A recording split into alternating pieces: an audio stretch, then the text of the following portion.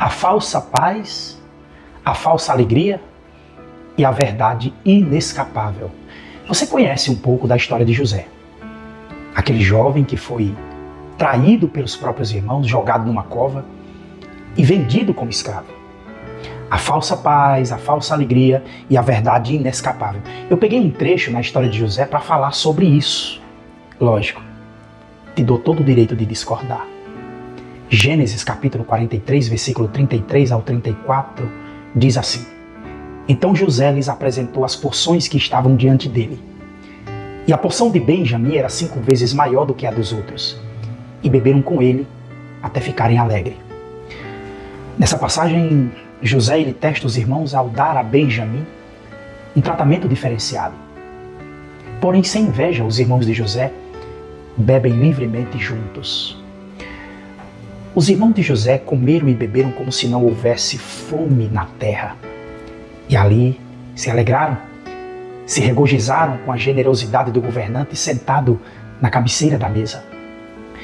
No entanto, foi uma alegria falsa e transitória, porque os irmãos de José ainda não haviam lidado com a consequência de seus pecados.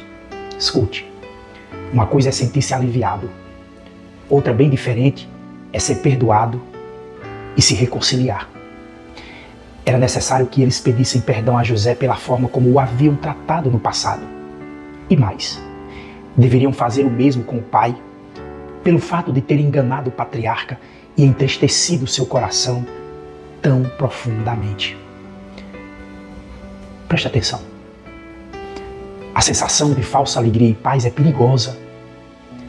E pensar que a vida está em ordem com Deus só porque tudo está correndo bem e os problemas não parecem tão ameaçadores é pedir por uma tragédia.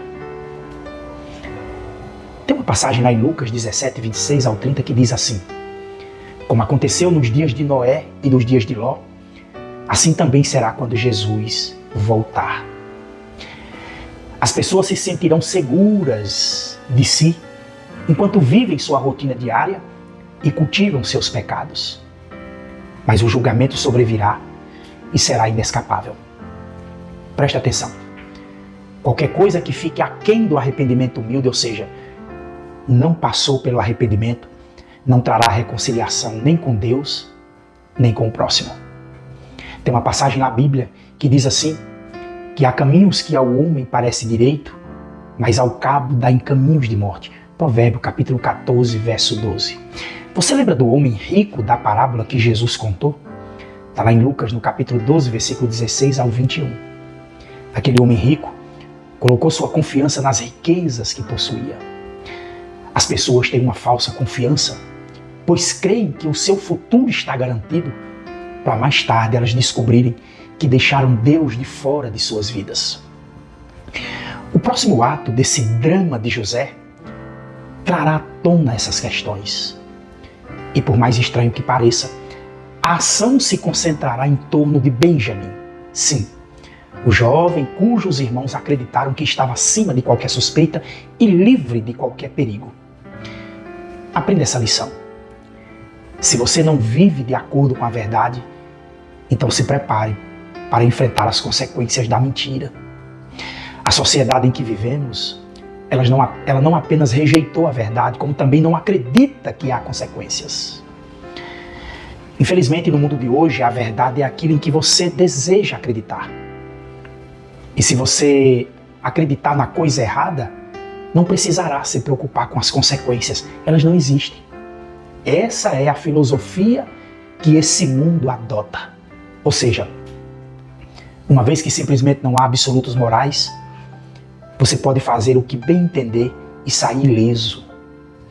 Tem uma passagem que me recordo lá em Números 32, 23 que diz assim: Sabei que o vosso pecado vos achará. Mas isso é uma ideia que não se aplica mais à nossa realidade.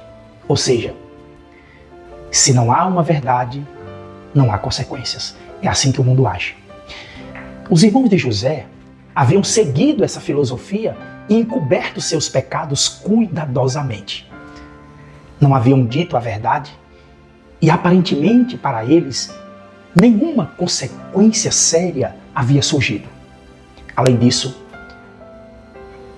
não tinham medo de ser descobertos, pois a única pessoa que poderia testemunhar contra eles era José. E no entendimento deles, José estava morto. No entanto, queridos, a verdade havia aparecido tanto para o bem deles, como para que o plano divino de salvação do mundo fosse bem sucedido. Alegria e paz reais jamais podem basear-se em mentiras. Devem ter a verdade como fundamento. Edificar nossa paz e nossa alegria sobre mentiras é como edificar sobre areia e chamar para si o julgamento de Deus.